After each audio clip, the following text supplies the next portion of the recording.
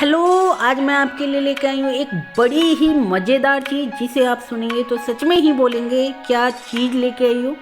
तो अगर आपकी मम्मी आपको परेशान कर रही है कि काम नहीं करता है, काम नहीं करती है, या फिर आपको जो आपके रिश्तेदार हैं उनका प्रेशर है कि आओ हमारी शादी को अटेंड करो, घर में पड़े पड़े ही क्या कर रहे हो, या फिर जिनकी शादियां हो चुकी हैं उनकी बीवियां उनको इज्जत नहीं देती हैं, या फिर हस्बैंड इज्जत नहीं देते हैं, या फिर आपकी एक्स आपको छोड़ के चली गई है, या फिर बहुत सारी आपको लग रहा है कि ज़िंदगी में कुछ नहीं है, तो उसका मैं आज आपके लिए एक सॉल्यूशन लेके आई हूँ। बहुत ही बेस्ट सॉल्यूशन है। अगर आप उसको यूज़ करोगे ना तो आप कभी भी दुखी नहीं रहोगे।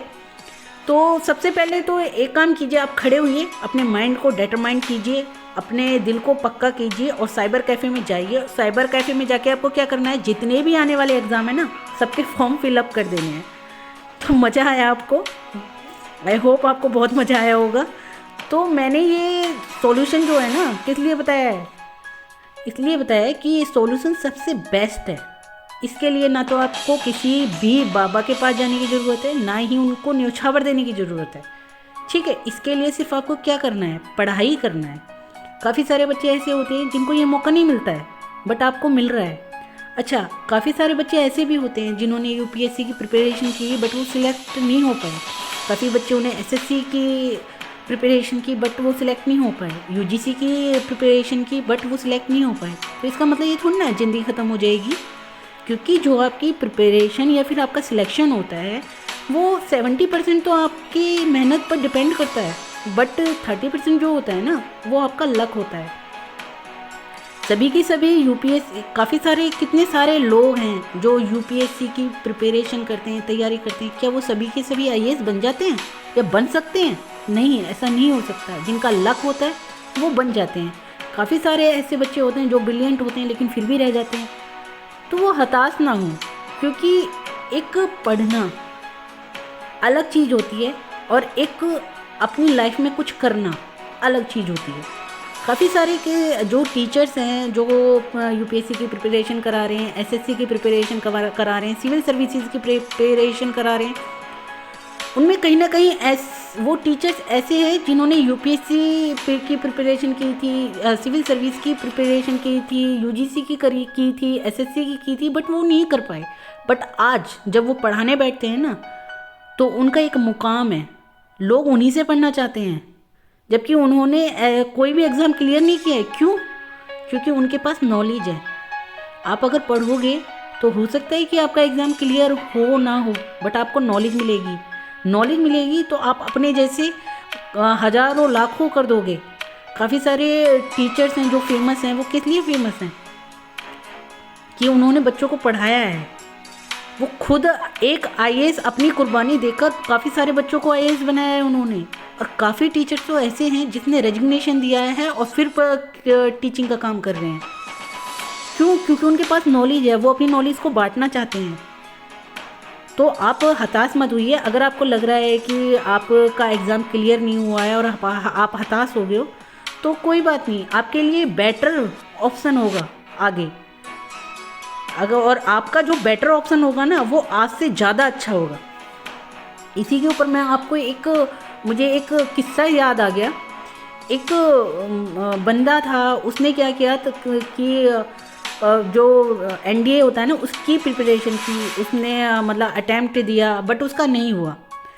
एट ए टाइम उसी टाइम उसने क्या किया कि सेलर की जॉब निकली थी और उसने उसका अटैम्प्ट दिया और उसका वहाँ पे सिलेक्शन हो गया। वहाँ पर सिलेक्शन होने के बाद भी उसने हार नहीं मानी, वो प्रिपरेशन करता रहा और ना जाने उसने कितने सारे अटैम्प्ट दिए, और वो या तो इंटरव्यू में रह जाता सिविल सर्विसेज में और या फिर एसएसबी में रह जाता। ठीक है, उसने कम से कम नहीं तो 10-12 अटैम्प्ट दिए।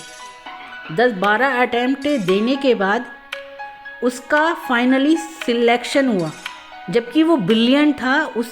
वो इतना होशियार था कि सब बोलते थे, जब उसने फर्स्ट अटैम्प्ट दिया था ना तब भी सबको यकीन था कि उसका क्लियर हो जाएगा और वो ऑफिसर बन जाएगा, बट नहीं हुआ। जितनी बार उसने अटैम्प्ट दिया ना सब यही एक बात बोलते थे कि अब की बार ज़रूर हो जाएगा, क्योंकि तुम्हारे जैसी नॉलेज किसी के पास नहीं है, बट उसका लक नहीं था। जब उसने 13 अटैम्प्ट दे दिए ना, उसने एसएससी का भी दे दिया, उसने इसका एनडीए का भी दे दिया, उसने सिविल सर्विसेज का भी दे दिया, स्टेट सिविल सर्विसेज का भी दे दिया। 12वें अटैम्प्ट में उसका क्लियर हुआ और वो एज ए अफसर आर्मी में सिलेक्ट हुआ। ठीक है, तो ज़रूरी नहीं है कि आपका सिलेक्शन सेम टाइम हो जाए। काफ़ी बच्चे होते हैं उनका सिलेक्शन सेम टाइम होता है, लेकिन काफ़ी क्या होते हैं कि उनके पास नॉलेज होती है लेकिन फिर भी उनका लक काम नहीं करता है। तो ना हताश मत होइए, अपना उठिए, उठ के पढ़ाई में लग जाइए, क्योंकि आपकी नॉलेज को कोई नहीं लेगा। नॉलेज आपके पास होगी तो आप कल को कुछ भी कर जाओगे। और वैसे भी आपने 3 इडियट देखी होगी, उसमें बोलते हैं ना, काबिल बनो बच्चा, जॉब तो आपके पीछे पीछे होगी। तो आप अगर काबिल होगे ना तो सब कुछ आपके पीछे पीछे होगा। जो अगर आईएएस के लिए आप प्रिपरेशन कर रहे हो, तो यूपीएससी के लिए प्रिपरेशन कर रहे हो, एसएससी के लिए प्रिपरेशन कर रहे हो, वो क्लियर हो ना हो, अगर आपके पास नॉलेज है ना, तो जो एसएससी, कल को आप ऐसे टीचर बनोगे कि एसएससी के, यूपीएससी के सब आपके आगे झुकेंगे। क्यों? क्योंकि उनको बनाने में आपका हाथ होगा। होप आपको ये वीडियो पसंद आई होगी और आपको मोटिवेट मिला होगा और आप आगे अपनी जो पढ़ाई है, स्टडी है, उसको कंटिन्यू रखोगे। इसी उम्मीद के साथ मैं ये वीडियो को ख़त्म करती हूँ। आगे मैं आपके लिए और वीडियो लेके आऊँगी। Thank you so much. आपको हथियार नहीं गिरने हैं, आपको वॉरियर बनना है, आपको फेलियर नहीं बनना है। Thanks for watching my video.